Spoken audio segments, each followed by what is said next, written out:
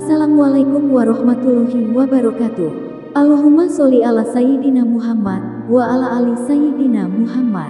Pemirsa yang dirahmati Allah, marilah kita simak ceramah dari Kiai Haji Abdullah Gimnastiar dengan tema Hidup Lebih Tentram Jika Tidak Ada Penyakit Hati.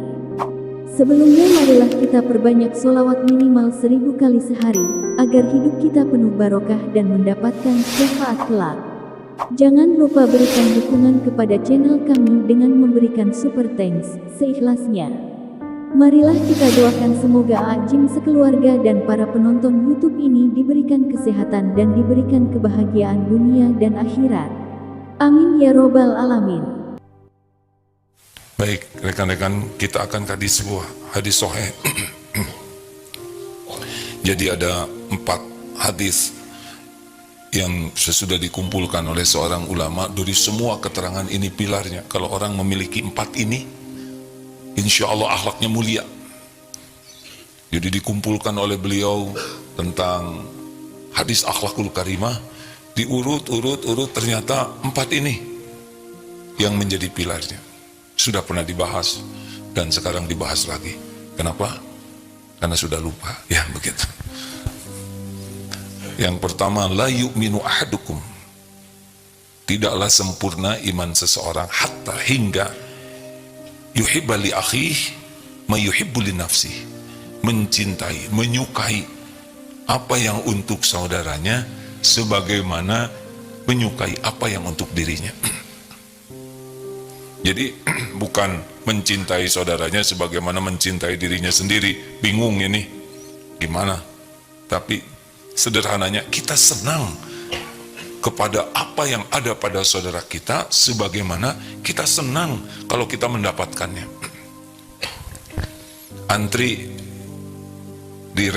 di undangan, kita senang dapat ayam yang paling besar. Tiba-tiba ayam inceran itu diambil oleh sahabat kita yang depan. Gimana perasaannya? Kalau nyesek, kurang tak? Harusnya kalau kita senang ayam itu, lalu ayam itu, makanan itu diambil oleh teman, kita bahagia. Wah, berat ya. Ini baru bab makanan. Kalau kita suka dapat sesuatu, maka kita suka kalau saudara kita dapat apa yang kita suka itu juga. Nah, kalau turun dari itu ada tingkatan-tingkatannya. Yang terburuk adalah kita tidak suka saudara kita dapat nikmat dan suka kalau dapat musibah. Ini terburuk nih, terburuk. Jadi siapa yang disebut saudara? Innamal mu'minuna ikhwah. Ini kita bicara saudara seiman.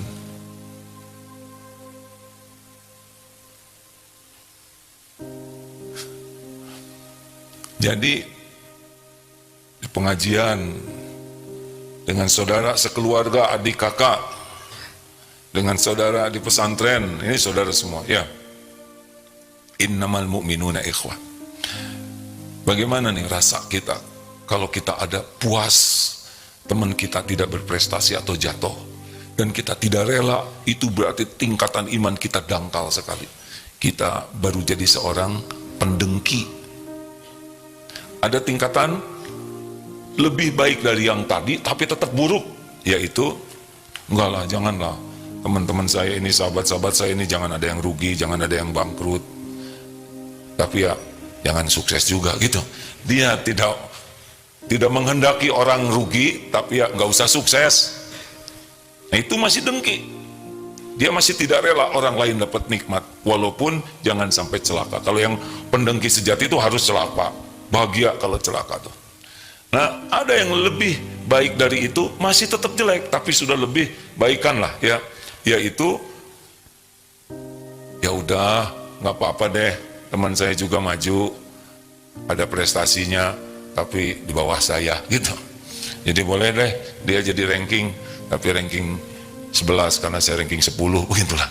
Jadi sudah rela orang lain dapat keuntungan, sudah rela orang lain dapat prestasi, tapi belum rela disamai. Ini dengki juga. Nah, standar orang yang benar-benar sudah berkualifikasi, punya iman yang bagus adalah kita dapat ranking 1, kita bahagia. Hah, jadi ranking satunya 2, nggak apa-apa. Nggak ada ganjelan di sini. Kita dapat rezeki gaji misalkan 10 juta, temen ternyata baru juga kerja 2 bulan, gajinya udah sama. Kalau nyesek, nah nggak rela tuh. Nggak apa-apa. Ibu dari Majelis Talim Aisyah Purwokerto. Nggak apa-apa, Bu, silakan ya, Bu. Saya setuju. Oh, Jepara ya. Ibu Jepara, tiba-tiba di depan Majelis Taklim Aisyah Purwokerto Jepara ini ada lagi yang bikin Majelis Taklim. Kalau ngebengul segede gini, kenapa? Sama-sama mencari ilmu, sama-sama ingin dekat kepada Allah, atau pindah dari biasanya di MT Aisyah ini pindah ke MT yang di seberangnya. Kalau jadi jengkel, berarti ada masalah dengan iman kita. Kenapa? Di sini nyari keridhaan Allah, di sana nyari keridhaan Allah. Harusnya kita bahagia. Harusnya kita senang kalau orang lain dapat nikmat yang sama. Nah, yang paling top adalah kita bahagia dengan melihat saudara kita diberi oleh Allah lebih dari kita. Nih masuk kerja sama-sama, tiba-tiba karir teman kita tuh lebih bagus, jabatannya naik, gajinya naik. Periksa hati kita. Kalau kita nyesek di sini, nah itu iman kita lemah. Kalau kita alhamdulillah, lama-lama sama, lama-lama lebih tinggi, gajinya lebih besar. Kita ingin tidak seperti itu. Kalau kita ingin, nah sekarang saudara kita dapat, kita bahagia. Itu sebetulnya yang harus kita miliki. Jadi belang hati ini, enggak ada penyakitnya. Kenapa pada bete begini? Kok tahu penyakit saya? Enggak tahu ada. Tapi karena penyakitnya sama, jadi standar dengki itu. Kita kan SMS, susah melihat orang senang, senang melihat orang susah. Bila hati kian dengki, gimana? Masa udah lupa? Yang ngarangnya aja udah lupa. Hati kian dengki. Oh, tidak rela. Gimana jadi panjang begitu? Bila hati, susah-susah amat lah. Jangan gampang aja. SMS, susah lihat orang senang, senang lihat orang susah. Bila hati kian dengki, tidak rela orang dapat rezeki. Nah, jangan nyiksa diri. Udah periksa itu. Jadi sekarang di keluarga aja nggak usah jauh-jauh. Adik beli mobil, kita kakaknya belum kebeli, tiba-tiba nyesek. Mau ngapain? Allah ngasih rezeki sesuka Allah. Allah tuh satu-satunya pembagi rezeki. Tidak ada satupun makhluk yang mendapatkan rezeki kecuali pasti dari Allah. Sebagai apa? Sebagai apa? Sebagai karunia atau ujian? Ujian. Jadinya karunia kalau bersyukur. Jadi nggak usah iri, nggak apa-apa, terserah Allah ngebagikan rezeki ke siapapun. Walaupun seibu sebapak, itu beda-beda rezekinya. Walaupun seangkatan sekolah, beda-beda. Dan perjalanan waktu sesuka Allah, dikasih, ditahan, diambil. Ada yang cepat dikasih, wah kamu sukses, belum tentu ya. Kalau syukur baru sukses. Jadi kadang baru juga lulus, kasih banyak. Nanti kalau Allah mau ngambil, ambil. Sesuka Allah saja.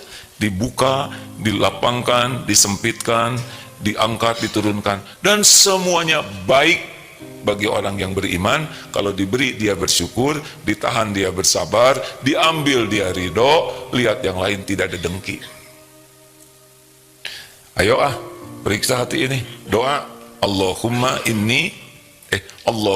ati nafsi taqwaha wa zakiha anta khairu man zakaha anta waliyuha wa maulaha. Minta kepada Allah supaya dianugerahkan jiwa yang takwa dan dibersihkan oleh Allah ini, karena Allah sebaik-baik yang bisa mensucikan jiwa kita. Kalau tidak capek dan dengkinya kita kepada orang lain tidak merubah apa yang Allah rencanakan kepada orang tersebut.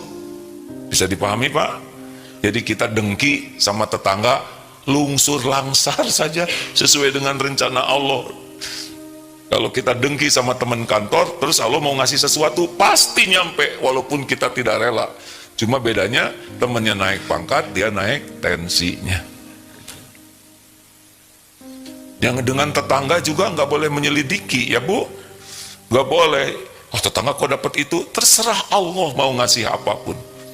Tetangga sekarang mobilnya jadi bagus, itu Allah yang memberi sebagai ujian. Dan kita jangan, itu mah ujian, dengki sama ya.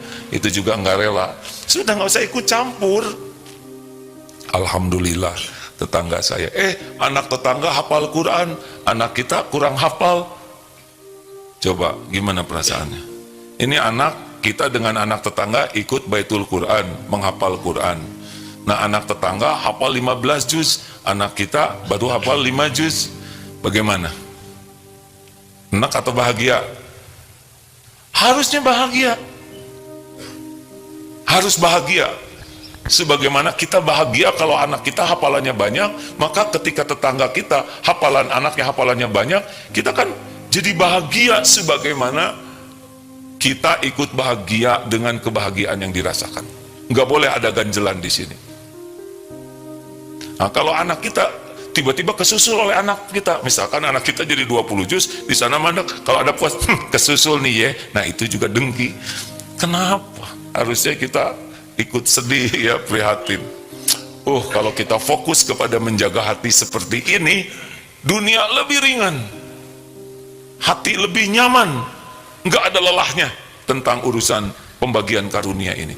Faktanya dengki terus, dengki dengan teman sekelas, dengki dengan teman sekamar, dengki saja, capek. Dan dengki ini adalah penyakit iblis. Iblis tidak rela Allah menciptakan Nabi Adam, dan hasilnya dikutuk selama-lamanya ya. Dia enggan, wastakbaro, dia enggan menerima kenyataan Allah menciptakan Nabi Adam, dan dia sombong merasa dirinya diciptakan dari api sedang Adam dari tanah. Dia ujub merasa diri lebih, dan dia takabur merendahkan yang lain.